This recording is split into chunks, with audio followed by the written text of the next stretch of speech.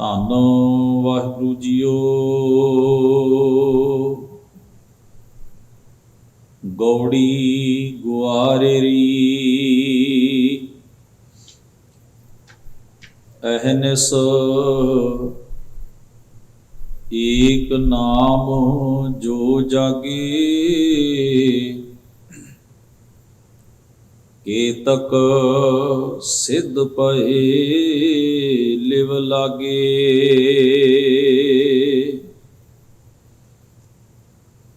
ਅਹਨਿਸ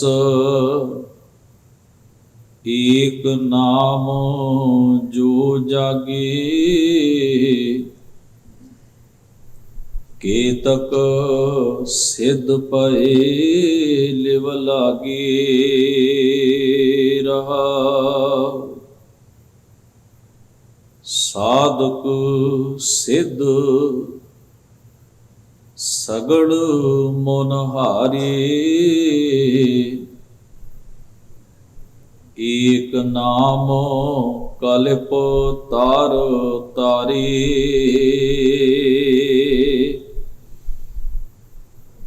ਜੋ ਹਰਿ ਹਰੇ ਸੋ ਹੋਹਿ ਨਾ ਆਨਾ। ਕਹਿ ਕਬੀਰ ਰਾਮ ਨਾਮ ਪਛਾਨਾ।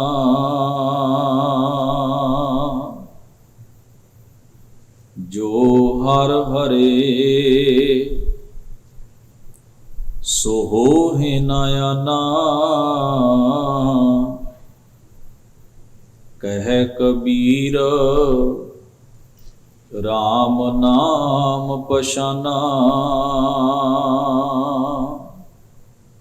ਵਾਹਿਗੁਰੂ ਜੀ ਕਾ ਖਾਲਸਾ, ਵਾਹਿਗੁਰੂ ਜੀ ਕੀ ਫਤਿਹ।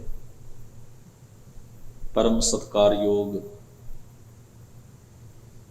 ਗੁਰੂ ਸਵਾਰੀ ਸਾਧ ਸੰਗਤ ਜੀਓ,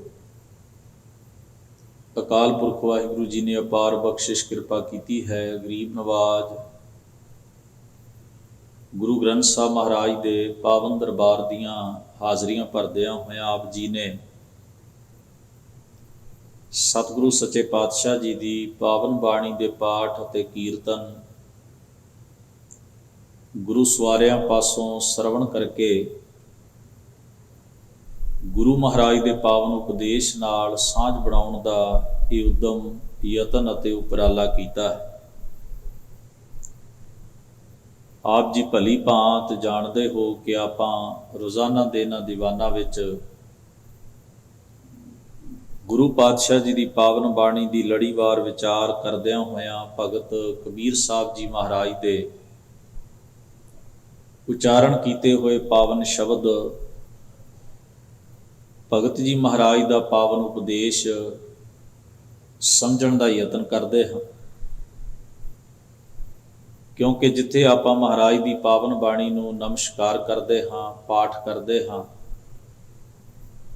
ਸਤਿਗੁਰੂ ਦੀ ਪਾਵਨ ਬਾਣੀ ਦੀ ਵਿਚਾਰ ਕਰਦਿਆਂ ਹੋਇਆਂ ਆਪਣੀ ਮਤ ਬੁੱਧ ਸਮਰੱਥਾ ਮੁਤਾਬਕ ਜਿੰਨੀ ਜਿੰਨੀ ਆਪਣੀ ਸਮਝ ਹੈ ਸਤਿਗੁਰੂ ਸੱਚੇ ਪਾਤਸ਼ਾਹ ਜੀ ਦੇ ਉਪਦੇਸ਼ ਨੂੰ ਵਿਚਾਰਨਾ ਇਹ ਵੀ ਲਾਜ਼ਮੀ ਹੈ, ਤਾਂ ਕਿ ਅਸੀਂ ਹੋਰ ਵਧੇਰੇ ਮਹਾਰਾਜ ਦੀ ਪਾਵਨ ਬਾਣੀ ਨੂੰ ਸੌਖਿਆਂ ਸਮਝ ਸਕੀਏ। ਸੋ ਇਸੇ ਲੜੀ ਤਹਿਤ ਆਪ ਜੀ ਨੇ ਜਿਸ ਪਾਵਨ ਸ਼ਬਦ ਦਾ ਪਾਠ ਹੁਣੇ ਹੀ ਸਰਵਣ ਕੀਤਾ ਹੈ, ਗੁਰੂ ਗ੍ਰੰਥ ਸਾਹਿਬ ਮਹਾਰਾਜ ਦੇ ਅੰਕ ਨੰਬਰ 330 ਉੱਪਰ ਇਹ ਪਾਵਨ ਸ਼ਬਦ ਗੌੜੀ ਰਾਗ ਵਿੱਚ ਕਬੀਰ ਜੀ ਮਹਾਰਾਜ ਦਾ ਸੁਭਾਏਮਾਨ ਇਹ ਸ਼ਬਦ ਗੌੜੀ ਗੁਆਰੜੀ ਸਿਰਲੇਖ, ਇਸ ਨੂੰ ਅਸੀਂ ਮਿਸ਼ਰਤ ਭਾਵ ਰੜਵਾਂ ਰਾਗ ਕਹਿੰਦੇ ਹਾਂ। ਤੋ ਸਤਿਗੁਰੂ ਮਹਾਰਾਜ ਨੇ ਸ਼ਬਦ ਦੇ ਰਹਾਉ ਵਾਲੇ ਬੰਦ ਵਿੱਚ ਫਰਮਾਇਆ ਹੈ, ਇੱਕ ਜਾਗ ਹੈ ਸਰੀਰ ਦੀ। ਸਰੀਰ ਨੂੰ ਜਿਵੇਂ ਭੁੱਖ ਵਿਆਪਦੀ ਹੈ, ਭੋਜਨ ਦੀ ਲੋੜ ਹੁੰਦੀ ਹੈ, ਹੋਰ ਵੱਖਰੇ ਵੱਖਰੇ ਹਾਲਾਤਾਂ ਦੇ ਮੁਤਾਬਕ ਸਰੀਰ ਆਪਣੀ ਸਹੂਲਤ ਵਾਸਤੇ ਡਿਮਾਂਡ ਰੱਖਦਾ ਹੈ। ਇਸੇ ਤਰ੍ਹਾਂ ਨੀਂਦ ਵੀ ਸਰੀਰ ਦੇ ਲਈ ਲਾਜ਼ਮ ਮੰਨੀ ਗਈ ਹੈ। ਔਰ ਜਦੋਂ ਸਰੀਰ ਦੀ ਜ਼ਰੂਰਤ ਪੂਰੀ ਹੋ ਜਾਂਦੀ ਹੈ ਤਾਂ ਮਨੁੱਖ ਦੀ ਜਾਗ ਆਪਣੇ ਆਪ ਖੁੱਲ੍ਹ ਜਾਂਦੀ ਹੈ। ਜੇ ਕਿਤੇ ਸਾਨੂੰ ਲੱਗੇ ਕਿ ਨੀਂਦ ਜ਼ਿਆਦਾ ਹੈ ਪਰ ਅਸੀਂ ਪਹਿਲਾਂ ਜਾਗਣਾ ਚਾਹੁੰਦੇ ਹਾਂ, ਨੀਂਦ ਤੋੜਨੀ ਚਾਹੁੰਦੇ ਹਾਂ, ਤਾਂ ਅਸੀਂ ਆਪਣੀ ਨੀਂਦ ਨੂੰ ਤੋੜਨ ਵਾਸਤੇ ਕਿਸੇ ਨੂੰ ਕਹਿੰਦੇ ਹਾਂ ਕਿ ਸਾਨੂੰ ਉਠਾ ਦੇਈਂ, ਅਲਾਰਮ ਲਾਉਂਦੇ ਹਾਂ। ਕੋਈ ਸਾਡੇ ਲਾਗੇ ਆ ਕੇ ਸ਼ੋਰ ਸ਼ਰਾਬਾ ਕਰੇ, ਕੋਈ ਗੱਲਬਾਤ ਵੀ ਕਰੇ ਤੇ ਕਈ ਵਾਰ ਸਾਡੀ ਨੀਂਦ ਟੁੱਟ ਜਾਂਦੀ ਹੈ। ਫਿਜ਼ੀਕਲੀ ਅਸੀਂ ਜਾਗ ਪੈਂਦੇ ਹਾਂ। ਅਚੇਤ ਮਨ ਤੋਂ ਦੁਬਾਰਾ ਸੁਚੇਤ ਮਨ ਵਿੱਚ ਸਿੱਧੇ ਤੌਰ ਦੇ ਉੱਤੇ ਅਸੀਂ ਦਾਖਲ ਹੋ ਜਾਂਦੇ ਹਾਂ। ਪਰ ਇੱਕ ਮਾਨਸਿਕ ਨੀਂਦ ਹੈ ਜਿਹੜੀ ਕਦੇ ਨਹੀਂ ਟੁੱਟਦੀ। ਸਿਵਾਏ ਗੁਰੂ ਦੇ ਉਪਦੇਸ਼ ਦੀ ਕਮਾਈ ਤੋਂ ਮਨੁੱਖ ਅੰਦਰੂਨੀ ਤੌਰ ਦੇ ਉੱਤੇ ਸੁੱਤਾ ਰਹਿੰਦਾ ਹੈ। ਮਹਾਰਾਜ ਦੇ ਪਾਵਨ ਵਾਕ ਸਾਂਝੇ ਕਰਦਾ ਹਾਂ। ਹਜ਼ੂਰ ਕਹਿੰਦੇ ਨੇ, ਨੈਣੋ ਨੀਂਦ ਪਰ ਦ੍ਰਿਸ਼ਟ ਵਿਕਾਰ, ਸ਼ਰਵਣ ਸੋਏ ਸੁਣ ਨਿੰਦ ਵਿਚਾਰ, ਰਸਨਾ ਸੋਈ ਲੋਭ ਮੀਠੇ ਸਾਧ, ਮਨ ਸੋਇਆ ਮਾਇਆ ਬਿਸਮਾਰ। ਹਜ਼ੂਰ ਕਹਿੰਦੇ ਨੇ, ਜਦੋਂ ਮਨ ਮਾਇਆ ਦੇ ਚਸਕੇ ਵਿੱਚ ਸੌਂ ਜਾਂਦਾ ਹੈ ਤਾਂ ਸਾਡੀਆਂ ਅੱਖਾਂ ਦਾ ਦ੍ਰਿਸ਼ਟੀਕੋਣ ਵੀ ਬਦਲ ਜਾਂਦਾ। ਅਸੀਂ ਜਗਤ ਨੂੰ ਵੇਖਦੇ ਹਾਂ ਪਰ ਇੱਕ ਹੋਰ ਦ੍ਰਿਸ਼ਟੀਕੋਣ ਤੋਂ ਵੇਖਦੇ ਹਾਂ। ਅਸੀਂ ਆਪਣੇ ਕੰਨਾਂ ਨਾਲ ਸੁਣਦੇ ਹਾਂ ਪਰ ਸੁਣਨ ਦੇ ਅਜੀਬ ਕਿਸਮ ਦੇ ਅਸੀਂ ਚਸਕੇ ਪਾੜ ਲੈਂਦੇ ਹਾਂ। ਸਾਡੀ ਜ਼ੁਬਾਨ ਹੈ, ਇਹਦੇ ਨਾਲ ਅਜੀਬ ਕਿਸਮ ਦਾ ਬੋਲਣਾ ਤੇ ਅਜੀਬ ਕਿਸਮ ਦਾ ਚੱਖਣਾ, ਉਹ ਚਸਕੇ ਅਸੀਂ ਪਾੜ ਲੈਂਦੇ ਹਾਂ। ਫਿਰ ਉਹਨਾਂ ਵਿੱਚ ਹੀ ਸਦਾ ਉਲਝੇ ਰਹਿੰਦੇ ਹਾਂ। ਜ਼ਿੰਦਗੀ ਦਾ ਵਿਗਿਆਨ ਬੜਾ ਅਜੀਬ ਕਿਸਮ ਦਾ ਹੈ। ਪਹਿਲਾਂ ਤੁਸੀਂ ਕਿਸੇ ਚਸਕੇ ਨੂੰ ਪਾਲਦੇ ਹੋ, ਫਿਰ ਉਸ ਉੱਤੇ ਡਿਪੈਂਡ ਹੋ ਜਾਂਦੇ ਹੋ, ਨਿਰਭਰ ਹੋ ਜਾਂਦੇ ਹੋ, ਫਿਰ ਉਸ ਨੂੰ ਪੂਰਿਆਂ ਕਰਨ ਉੱਤੇ ਸਾਡੀ ਸਾਰੀ ਜ਼ਿੰਦਗੀ ਦੀ ਦੌੜ ਭੱਜ ਐਨਰਜੀ ਲੱਗ ਜਾਂਦੀ ਹੈ। ਗੁਰੂ ਮਹਾਰਾਜ ਨੇ ਆਖਿਆ ਇੱਕ ਸਰਕਲ ਬਣ ਜਾਂਦਾ ਹੈ। ਜਦੋਂ ਅਸੀਂ ਉਸ ਸਰਕਲ ਵਿੱਚ ਪੈ ਜਾਂਦੇ ਹਾਂ ਤੇ ਅਸੀਂ ਉਹਦਾ ਪਾਰਟ ਹੋ ਜਾਂਦੇ ਹਾਂ, ਉਹਦਾ ਹਿੱਸਾ ਹੋ ਜਾਂਦੇ ਹਾਂ। ਅਸੀਂ ਉਸ ਇਨਵਾਇਰਮੈਂਟ ਵਿੱਚ ਜੀਣ ਲੱਗ ਪੈਂਦੇ ਹਾਂ। ਸਾਨੂੰ ਉਸ ਚੀਜ਼ ਦੀ ਆਦਤ, ਹੈਬਿਟ ਬਣ ਜਾਂਦੀ ਹੈ ਤੇ ਫਿਰ ਅਸੀਂ ਹੌਲੀ ਹੌਲੀ ਉਹਦੇ ਉੱਤੇ ਡਿਪੈਂਡ ਹੋ ਜਾਂਦੇ ਹਾਂ। ਮਾਨੋ ਜਿਵੇਂ ਮਨ ਨੂੰ ਕੋਈ ਨਸ਼ਾ ਲੱਗ ਗਿਆ ਹੋਵੇ, ਕੋਈ ਚਸਕਾ ਲੱਗ ਗਿਆ ਹੋਵੇ। ਮਾਨੋ ਮਨ ਜਿਵੇਂ ਸੌਂ ਗਿਆ ਹੋਵੇ ਵੀ ਆਸੇ ਪਾਸੇ ਕਿੰਨਾ ਵੀ ਸ਼ੋਰ ਸ਼ਰਾਬਾ ਹੈ ਤਾਂ ਵੀ ਮਨ ਦੀ ਨੀਂਦ ਨਹੀਂ ਟੁੱਟਦੀ। ਮਨ ਦੀ ਤਾਰ ਇੱਕ ਜਗ੍ਹਾ ਦੇ ਉੱਤੇ ਲੱਗੀ ਹੋਈ। ਸਤਿਗੁਰੂ ਸੱਚੇ ਪਾਤਸ਼ਾਹ ਨੇ ਇਸੇ ਨੂੰ ਹੀ ਕਿਹਾ ਹੈ, ਮਨ ਸੋਇਆ ਮਾਇਆ ਬਿਸਮਾਦ। ਇੱਕ ਖਿਆਲ ਸਾਂਝਾ ਕਰਦਾ ਹਾਂ। ਅਸੀਂ ਗੁਰੂ ਸਾਹਿਬ ਜੀ ਦੇ ਜੀਵਨ ਦੀਆਂ ਸਾਖੀਆਂ ਸੁਣਦੇ ਹਾਂ, ਭਾਵੇਂ ਉਹ ਸੱਜਣ ਦੀ ਹੋਵੇ, ਭੂਮੀਏ ਚੋਰ ਦੀ ਹੋਵੇ, ਹੋਰ ਵੀ ਬਹੁਤ ਸਾਰੀਆਂ, ਮਲਕ ਭਾਗੋ ਦੀ ਸਾਖੀ ਹੋਵੇ। ਹੋ ਸਕਦਾ ਹੈ, ਪੋਸੀਬਲ ਹੈ ਕਿ ਜਦੋਂ ਮਲਕ ਭਾਗੋ ਕਿਸੇ ਦਾ ਹੱਕ ਖਾਂਦਾ, ਜ਼ਬਰਦਸਤੀ ਕਰਦਾ, ਕਿਉਂਕਿ ਉਹ ਸਥਾਨਕ ਹਾਕਮ ਸੀ, ਤਾਨਾਸ਼ਾਹੀ ਰਾਜ ਸੀ, ਡਿਕਟੇਟਰਸ਼ਿਪ ਸੀ। ਤੇ ਡਿਕਟੇਟਰਸ਼ਿਪ ਦੇ ਇਸ ਮਾਹੌਲ ਦੇ ਵਿੱਚ ਜਿਹੜੇ ਸਥਾਨਕ ਲੋਕਲ ਕਿਸਮ ਦੇ ਜਿਹੜੇ ਲੀਡਰ ਹੁੰਦੇ ਨੇ, ਜਿਨ੍ਹਾਂ ਦੇ ਹੱਥ ਥੋੜ੍ਹਾ ਜਿਹਾ ਕੰਟਰੋਲ ਹੁੰਦਾ ਹੈ, ਉਹਨਾਂ ਦੀ ਕੋਸ਼ਿਸ਼ ਹੁੰਦੀ, ਉਹਨਾਂ ਨੇ ਟੈਕਸ ਇਕੱਠਾ ਕਰਕੇ ਅੱਗੇ ਭੇਜਣਾ ਹੁੰਦਾ।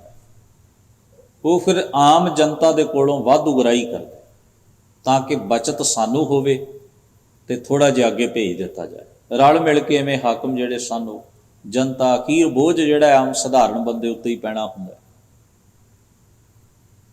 ਉਹਦਾ ਕਸੂਰ ਇਹ ਹੈ ਕਿ ਉਹ ਧਰਮ ਕਰਮ ਵੀ ਕਰਦਾ ਹੈ ਪਰ ਨਾਲ ਨਾਲ ਮਾੜੀ ਬਿਰਤੀ, ਪਰਾਇਆ ਹੱਕ ਖਾਣਾ, ਜ਼ਬਰਦਸਤੀਆਂ ਕਰਨੀਆਂ, ਆਮ ਲੋਕਾਂ ਦੇ ਉੱਤੇ ਜ਼ਿਆਦਤੀਆਂ ਕਰਨੀਆਂ, ਆਪਣਾ ਘਰ ਭਰਨ ਲਈ, ਆਪਣੀ ਅਮੀਰੀ ਨੂੰ ਹੋਰ ਵਧਾਉਣ ਲਈ, ਆਪਣੀ ਅਮੀਰੀ ਨੂੰ ਹੋਰ ਜ਼ਿਆਦਾ ਮਜ਼ਬੂਤ ਕਰਨ ਲਈ, ਦੌਲਤ ਇਕੱਠੀ ਕਰਨ ਲਈ ਉਹ ਸਧਾਰਨ ਕਿਰਤੀਆਂ ਦੇ ਹੱਕ ਦੇ ਉੱਤੇ ਡਾਕਾ ਮਾਰ। ਔਰ ਐਸਾ ਕਰਦਿਆਂ ਸੁਭਾਵਿਕ ਗੱਲ ਹੈ, ਕੋਈ ਨਾ ਕੋਈ ਬੰਦਾ ਤੇ ਕਹਿ ਹੀ ਦਿੰਦਾ ਵੀ ਤੂੰ ਥੋੜ੍ਹਾ ਬਹੁਤ ਧਰਮ ਰੱਖ, ਇਵੇਂ ਨਾ ਕਰਿਆ ਕਰ, ਇਹ ਕੰਮ ਚੰਗਾ ਨਹੀਂ। ਪਰ ਕਮਾਲ ਦੀ ਗੱਲ ਇਹ ਹੈ ਵੀ ਕਿਸੇ ਨਾ ਕਿਸੇ ਨੇ ਤਾਂ ਕਿਹਾ ਹੀ ਹੋਏਗਾ, ਐਸੀ ਤਾਂ ਗੱਲ ਨਹੀਂ ਵੀ ਉਸ ਨੂੰ ਕਦੇ ਕਿਸੇ ਨੇ ਸਲਾਹ ਹੀ ਨਾ ਦਿੱਤੀ ਹੋਵੇ ਵੀ ਇਹ ਕੰਮ ਮਾੜਾ ਹੈ, ਜਾਂ ਉਹਦੇ ਅੰਦਰੋਂ ਕਦੇ ਆਵਾਜ਼ ਹੀ ਨਾ ਉੱਠੀ ਹੋਵੇ ਵੀ ਇਹ ਕੰਮ ਮਾੜਾ ਹੈ। ਸੁਭਾਵਿਕ ਹੀ ਜਦੋਂ ਪਹਿਲੀ ਵਾਰ ਕੋਈ ਗਲਤ ਕੰਮ ਕਰਨ ਤੁਰਦਾ ਤੇ ਸਭ ਤੋਂ ਪਹਿਲਾਂ ਝਿਜਕ ਉਹਦੇ ਅੰਦਰੋਂ ਪੈਦਾ ਹੁੰਦੀ ਹੈ, ਇਹ ਗਲਤ ਨਾ ਕਰਾਂ, ਲੋਕ ਕੀ ਕਹਿਣਗੇ, ਕੰਮ ਚੰਗਾ ਨਹੀਂ। ਉਹਦਾ ਖੁਦ ਦਾ ਆਪਣਾ ਵਜੂਦ ਉਹਨੂੰ ਆਰਗੂਮੈਂਟ ਕਰਦਾ, ਉਹਦੇ ਅੰਦਰੋਂ ਪਹਿਲੋਂ ਨਾ ਨੁਕਰ ਤੇ ਝਿਜਕ ਪੈਦਾ ਹੁੰਦੀ, ਉਹ ਕਈ ਚੀਜ਼ਾਂ ਤੋਂ ਡਰਦਾ ਹੈ। ਪਰ ਜਦੋਂ ਪਹਿਲੀ ਵਾਰ ਆਪਣੀ ਝਿਜਕ ਨੂੰ ਦਰਕਿਨਾਰ ਕਰਕੇ ਅੰਦਰ ਦੀ ਆਵਾਜ਼ ਨੂੰ ਅਣਸੁਣੀ ਕਰਕੇ ਉਸ ਰਾਹ ਤੇ ਤੁਰਦਾ ਹੈ, ਦੂਜੀ ਵਾਰ, ਤੀਜੀ ਵਾਰ, ਚੌਥੀ ਵਾਰ, ਫਿਰ ਜਦੋਂ ਹੌਲੀ ਹੌਲੀ ਉਹਦੀ ਪ੍ਰੈਕਟਿਸ ਹੋ ਜਾਂਦੀ ਹੈ ਨਾ ਉਸ ਕਿਸੇ ਵੀ ਕੰਮ ਦੀ, ਕੋਈ ਮੰਦਾ ਕਰਮ ਹੋਵੇ, ਭੈੜਾ ਕਾਰਜ ਹੋਵੇ, ਪਾਪ ਹੋਵੇ, ਗੁਨਾਹ ਹੋਵੇ, ਫਿਰ ਹੌਲੀ ਹੌਲੀ ਉਹਦੇ ਅੰਦਰ ਦੀ ਆਵਾਜ਼ ਮੱਧਮ ਪੈਣੀ ਸ਼ੁਰੂ ਹੋ ਜਾਂਦੀ। ਫਿਰ ਉਹ ਪਹਿਲਾਂ ਵਰਗੀ ਆਵਾਜ਼ ਨਹੀਂ ਉੱਠਦੀ ਅੰਦਰੋਂ, ਪਹਿਲਾਂ ਵਰਗੀ ਝਿਜਕ ਵੀ ਨਹੀਂ ਆਉਂਦੀ, ਪਹਿਲਾਂ ਵਰਗਾ ਮਨੁੱਖ ਫੀਲ ਵੀ ਨਹੀਂ ਕਰਦਾ। ਹੌਲੀ ਹੌਲੀ ਉਹ ਫੀਲਿੰਗ ਦੱਬ ਜਾਂਦੀ, ਮਾਨੋ ਜਿਵੇਂ ਕਿਸੇ ਨੇ ਉਸ ਦਾ ਗਲਾ ਘੁੱਟ ਦਿੱਤਾ ਹੋ। ਹੁਣ ਉਹ ਮਨੁੱਖ ਜਿਹੜਾ ਉਹ ਕੇਵਲ ਉਸ ਚੀਜ਼ ਬਾਰੇ ਹੀ ਸੋਚਦਾ ਹੈ ਤੇ ਉਹਨੂੰ ਕਿਸੇ ਚੀਜ਼ ਦੀ ਪਰਵਾਹ ਨਹੀਂ ਰਹਿ ਜਾਂਦੀ। ਜਦੋਂ ਕੋਈ ਉਹਨੂੰ ਕੋਈ ਸਲਾਹ ਵੀ ਦਿੰਦਾ, ਕੁਝ ਕਹਿੰਦੇ, ਉਹ ਕਹਿੰਦੇ ਇਹ ਕਿਹੜਾ ਮਾੜਾ ਕੰਮ, ਫਿਰ ਕੀ ਹੋਏ, ਤੈਨੂੰ ਨਵਾਂ ਲੱਗਦਾ, ਮੇਰੇ ਲਈ ਕੋਈ ਨਵਾਂ ਨਹੀਂ, ਮੇਰੇ ਲਈ ਤੇ ਆਮ ਗੱਲ ਹੈ। ਕਿਉਂਕਿ ਉਹ ਉਹਦੇ ਕਰੈਕਟਰ ਦਾ ਪਾਰਟ ਬਣ ਜਾਂਦੀ, ਹਿੱਸਾ ਬਣ ਜਾਂਦੀ, ਉਹ ਆਦਤ, ਉਹ ਕਰਮ ਉਹਦੇ ਜੀਵਨ ਦਾ ਹਿੱਸਾ ਜਦੋਂ ਉਹ ਬਣ ਜਾਂਦਾ ਹੈ, ਫਿਰ ਉਹਨੂੰ ਵੱਖਰਾ ਜਾਂ ਅਜੀਬ ਨਹੀਂ ਲੱਗਦਾ। ਤੂੰ ਸਤਿਗੁਰੂ ਸੱਚੇ ਪਾਤਸ਼ਾਹ ਮਹਾਰਾਜ ਨੇ ਜਦੋਂ ਉਹਨੂੰ ਜਾ ਕੇ ਸਮਝਾਇਆ, ਹਜ਼ੂਰ ਮਹਾਰਾਜ ਇਹਨਾਂ ਨੂੰ ਅਹਿਸਾਸ ਦੀ ਪੱਧਰ ਉੱਤੇ ਜਗਾਇਆ। ਮੈਂ ਬੇਨਤੀ ਕਰ ਰਿਹਾ, ਹੋ ਸਕਦਾ ਕਿਸੇ ਨੇ ਪਹਿਲੋਂ ਵੀ ਉਹਨੂੰ ਕਿਹਾ, ਜਾਂ ਪਹਿਲੀ ਵਾਰ ਜਦੋਂ ਉਹਨੇ ਕਿਸੇ ਦਾ ਹੱਕ ਮਾਰਿਆ ਤਾਂ ਉਹਦੇ ਮਨ ਵਿੱਚੋਂ ਵੀ ਆਵਾਜ਼ ਆਈ ਹੋਵੇ ਕਿ ਬੰਦਾ ਦੁਖੀ ਹੋ ਰਿਹਾ ਹੈ ਤੇ ਗਲਤ।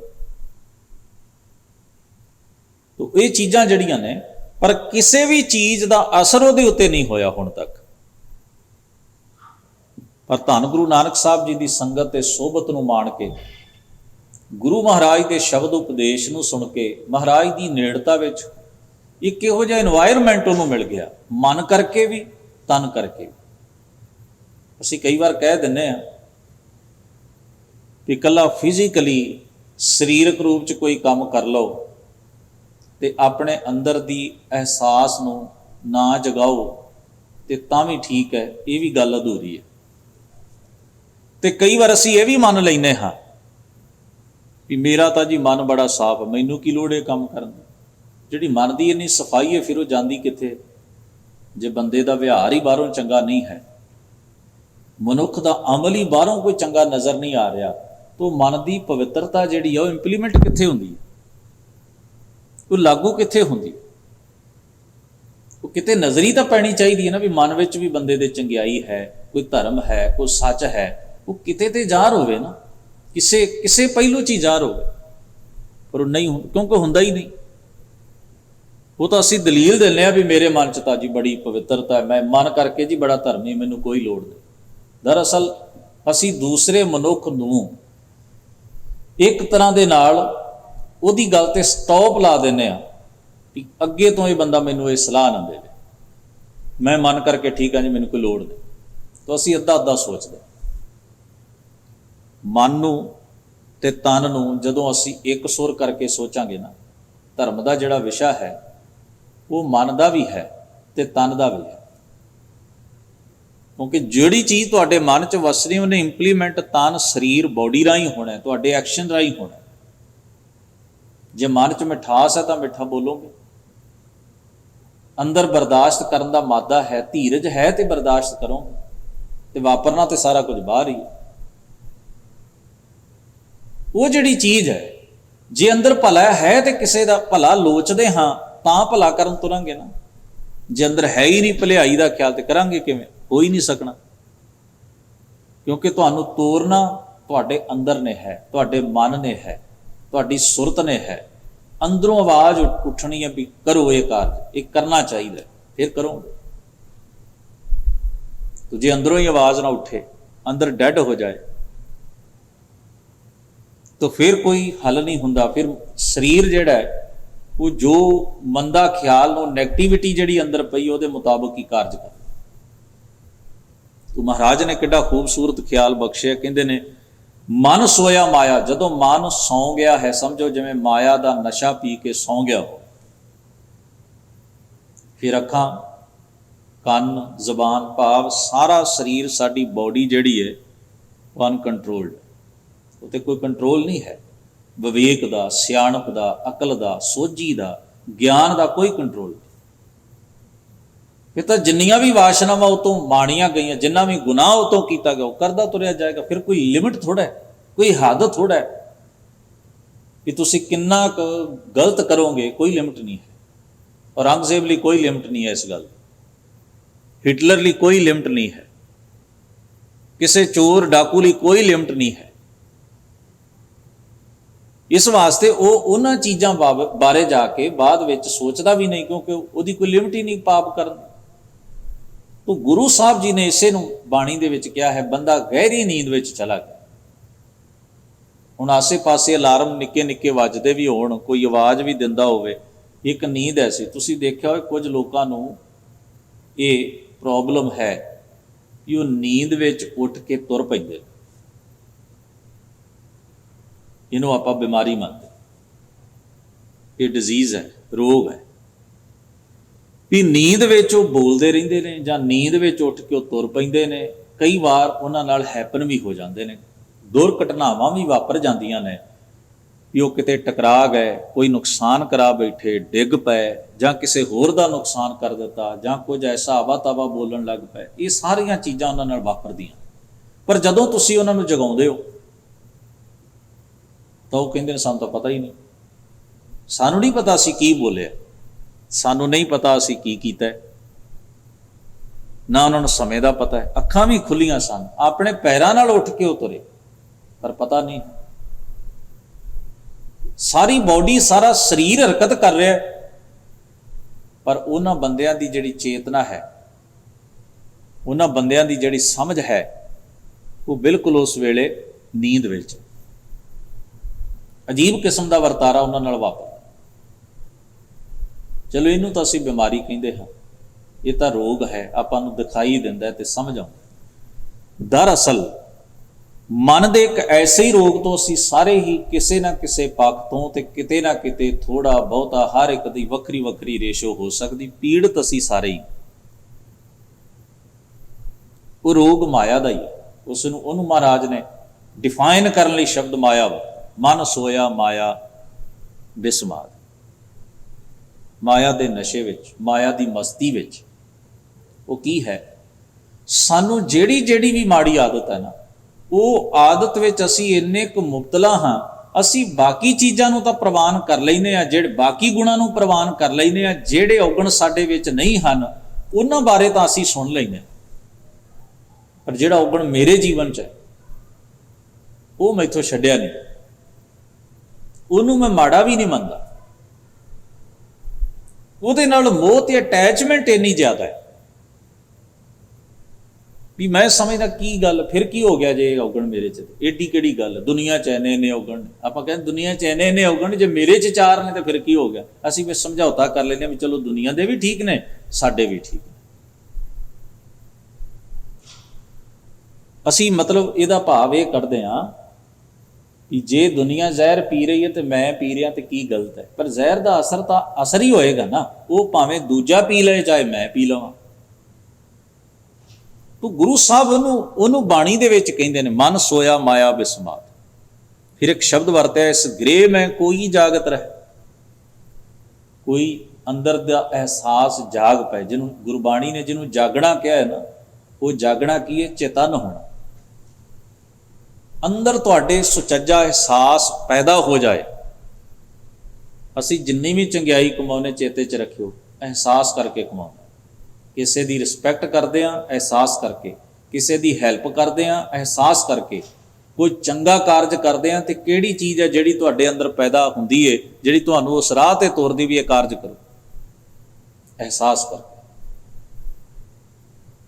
ਉਹ ਇੱਕ ਫੀਲਿੰਗ ਹੈ, ਉਹ ਇੱਕ ਸੁੱਚੀ ਭਾਵਨਾ, ਉਹਨੂੰ ਆਪਾਂ ਭਾਵਨਾ ਕਹਿ ਦਿੰਦੇ ਹਾਂ, ਅਹਿਸਾਸ। ਉਹ ਇੱਕ ਬੜੀ ਸੱਚੀ ਸੁੱਚੀ ਭਾਵਨਾ ਜਿਹੜੀ ਤੁਹਾਡੇ ਅੰਦਰ ਪੈਦਾ ਹੁੰਦੀ ਹੈ ਤੇ ਤੁਹਾਡੇ ਕੋਲੋਂ ਕੁਝ ਚੰਗਾ ਹੋ ਜਾਂਦਾ ਹੈ, ਜਾਂ ਤੁਸੀਂ ਕੁਝ ਚੰਗਾ ਕਰਨ ਵਾਸਤੇ ਤੁਰਦੇ ਹੋ ਜਾਂ ਚੰਗਾ ਕਰ ਲੈਂਦੇ ਹੋ, ਉਹੀ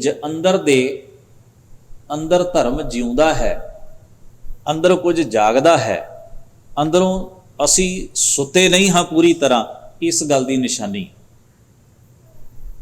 ਇਸ ਵਾਸਤੇ ਇਹਨੂੰ ਮਹਾਰਾਜ ਨੇ ਜਾਗਣਾ ਕਿਹਾ। ਇਸ ਗ੍ਰਹਿ में कोई जागत रहे, साबत वस्तु अपनी लहे। तो इत्थे एक मुश्किल ये भी पैंदी है, जो कबीर साहब जी की बाणी पढ़ रहे हैं तो कबीर साहब अपने शब्द में कहते हैं एक श्लोक में, जे मार्ग पंडित गए पातशाह परी बहीर, कब कटघाटी राम कीते चढ़ रहे हो कबीर। कमाल की खेड है, कदे साडे मन च आपां सोच के वेखीए, किसी गुनाहगार नूं सज़ा मिले, गल समझ विच आउंदी भी इन्हें गुनाह किया, कानून तोड़िया होएगा, समाज नूं कोई तकलीफ दिती होएगी, कोई होर कारज ऐसा किया होए। जदों कबीर साहब जी की बाणी जां उन्हां दे जीवन नूं पढ़दे भी कबीर साहब नूं भी लोकां ने मंदा कहा ते उन्हां नूं हाथी अगे बन के सुट दिता। तो गल समझ तो बाहर ही है भी कबीर साहब ने की ऐसा किया भी उन्हां नूं एडी नौबत आ गई, इत्थों तक गल पहुँच गई भी चलो कई सुनी तो चलती है नॉर्मल गल भी बन के बंदे नूं हाथी अगे ही सुट देना। एडे एडे गुनाहगार बैठे जिन्हां नूं किसी ने हाथ नहीं लाया, कबीर साहब नूं इन्नी वड्डी तकलीफ देण लई किवें लोग तैयार हो गए होणगे। सानूं अजीब लगदा है ना। तो कई बार जदों असीं उन्हां दी लाइफ पढ़दे, हिस्टरी पढ़दे आ, साडे मन च हुंदा जे मैं हुंदा ना तो कबीर साहब दे हक च खलो जांदा। इदां नहीं हुंदा। अज भी कई कबीर सूली चढ़दे होणगे, सानूं पता ही नहीं लगदा। अज भी कई प्रहलाद जिहड़े ने धक्का सहिंदे होणगे, सानूं समझ ही नहीं पैंदी। ये कह देना बड़ा सही है कि जदों कोई बड़े महान व्यक्ति दे नाल कोई ऐसी घटना वापर रही होएगी तो अज असी सदियां बाद उहदे ते तकलीफ ते रंज प्रगट करते हैं, पर फील करते हैं भी बहुत गलत होया। पर दरअसल असी भी उस इन्वायरमेंट का हिस्सा हो, क्योंकि उन्होंने बहुत चिर बीत गया तो समाज ने रियलाइज़ कर लिया भी गलत होया। अज जो कुछ हो रहा है रियलाइज़ करदे भी सानू सदी, क्योंकि असी बहुत लेट चलते हैं, मानसिक तौर पर असी बहुत पछड़े हो। इस वास्ते गुरु साहब सच्चे पातशाह ने, धन गुरु नानक साहब ने जिवें भाई लालो का दरवाजा खड़काया, एन उस वक्त ही उन्होंने सच नूं मानना, देरी नहीं की। कोई नहीं 2-4 साल खलो जाओ, फिर सही आपे कोई रिस्पैक्ट दे दे, नहीं आखे सही है तो सही है। उन्हें सच ते धूड़ नहीं जमण देते। तो सतगुरु महाराज जदों ये वाक बाणी विच कहिंदे ने, तो उहदा रीजन जो मैं समझदा इस शब्द विचों जो आपां नूं समझ विच आउंदा है कि सारे ही सुते हुए ने।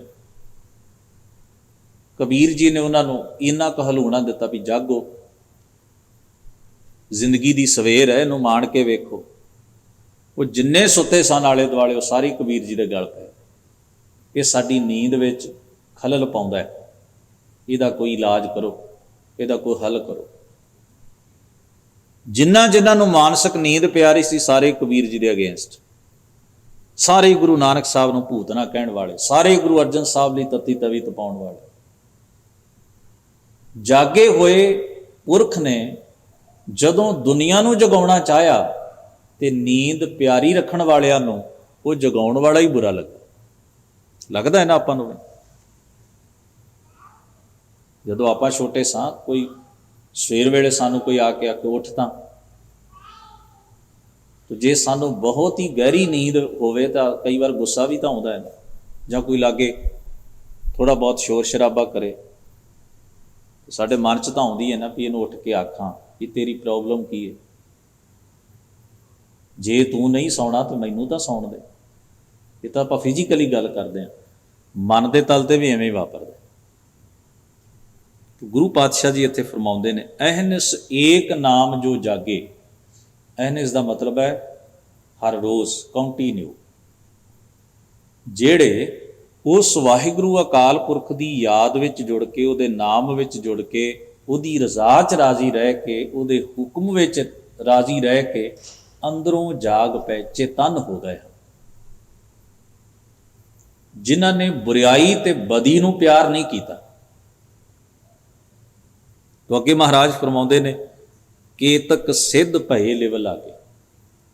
ਪਰ ਕਹਿੰਦੇ ਨੇ ਇਹ ਜਾਗ ਤਦੋਂ ਹੋਏਗੀ ਲਿਵ ਲਾਗੇ। ਲਿਵ ਦਾ ਅਰਥ ਹੈ ਜਦੋਂ ਤੁਹਾਡੀ ਸੁਰਤ ਵਿੱਚ ਗੱਲ ਟਿਕ ਜਾਏ। ਲਿਵ ਲੱਗਣ ਦਾ ਭਾਵ ਕੋਈ ਇਹ ਨਹੀਂ ਹੈ ਵੀ ਕਿਸੇ ਕੋਨੇ ਵਿੱਚ ਆਪਾਂ ਬੈਠ ਜਾਈਏ ਤੇ ਸਰੀਰ ਨੂੰ ਹਿਲਾਉਣ ਜਲਾਉਣ ਤੋਂ।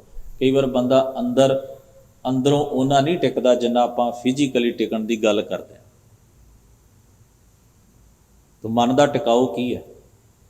ਲਿਵ ਲਾਉਣਾ ਕੀ ਹੈ? ਲਿਵ ਲਾਉਣ ਦਾ ਅਰਥ ਹੈ, ਜਿਸ ਨੂੰ ਆਪਾਂ ਕੱਲ੍ਹ ਦੇ ਦੀਵਾਨ ਵਿੱਚ ਵਿਚਾਰਿਆ ਸੀ, ਪੰਚਾਂ ਕਾ ਗੁਰ ਏਕ ਧਿਆਨ। ਧਿਆਨ ਜਿਸ ਨੂੰ ਗੁਰੂ ਅਰਜਨ ਸਾਹਿਬ ਕਹਿੰਦੇ ਨੇ, ਸਾਵਧਾਨ ਏਕਾਗਰ ਚੀਤ। ਵੀ ਅਸੀਂ ਇੱਕ ਚੀਜ਼ ਮਿੱਥ ਲਈ, ਉਹਦੇ ਉੱਤੇ ਅਸੀਂ ਪੂਰੀ ਤਰ੍ਹਾਂ ਨਾਲ ਆਪਣੇ ਆਪ ਨੂੰ ਟਿਕਾ ਲਿਆ, ਨਾ ਖੱਬੇ ਨਾ ਸੱਜੇ, ਨਾ ਇੱਧਰ ਨਾ ਉੱਧਰ। ਜਦੋਂ ਧਰਮ ਕੇਂਦਰ ਬਣ ਜਾਂਦਾ ਹੈ ਸੁਰਤ ਦਾ, ਜਦੋਂ ਵਾਹਿਗੁਰੂ ਦੇ ਗੁਣ ਉਹਦਾ ਪਵਿੱਤਰ ਅਹਿਸਾਸ ਕੇਂਦਰ ਬਣ ਜਾਂਦਾ ਹੈ ਸੁਰਤ ਦਾ, ਫਿਰ ਅੰਦਰ ਕਿਸੇ ਵੀ ਚੀਜ਼ ਪਾਸੇ ਖੱਬੇ ਜਾਂ ਸੱਜੇ ਭਟਕਣਾ ਨਹੀਂ ਰਹਿ ਜਾਂਦਾ।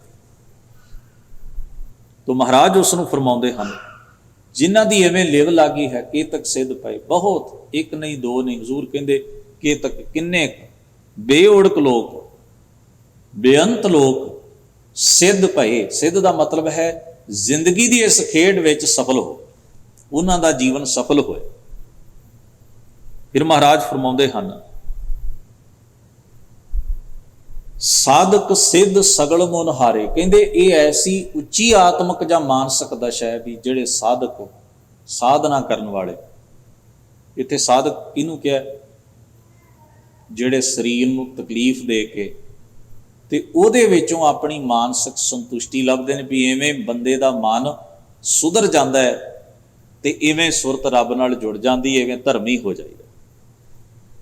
ਉਹ ਸਾਧਕ ਸਿੱਧ ਸਗਲ ਮੁਨ, ਮੁਨੀ ਲੋਕ, ਸਾਧੂ ਲੋਕ ਹਾਰ ਗਏ। ਬੜੇ ਉਹਨਾਂ ਯਤਨ ਕੀਤੇ, ਹਾਰ ਗਏ। ਏਕ ਨਾਮ ਕਲਪ ਤਰ ਤਾਰੇ। ਜਿਸ ਦਾ ਵੀ ਭਲਾ ਕੀਤਾ ਹੈ, ਭਗਤ ਕਬੀਰ ਸਾਹਿਬ ਕਹਿੰਦੇ ਨੇ, ਵਾਹਿਗੁਰੂ ਅਕਾਲ ਪੁਰਖ ਦੇ ਨਾਮ ਨੇ ਕੀਤਾ ਜਿਹੜਾ ਕਲਪ ਬ੍ਰਿਸ਼ਵਰ।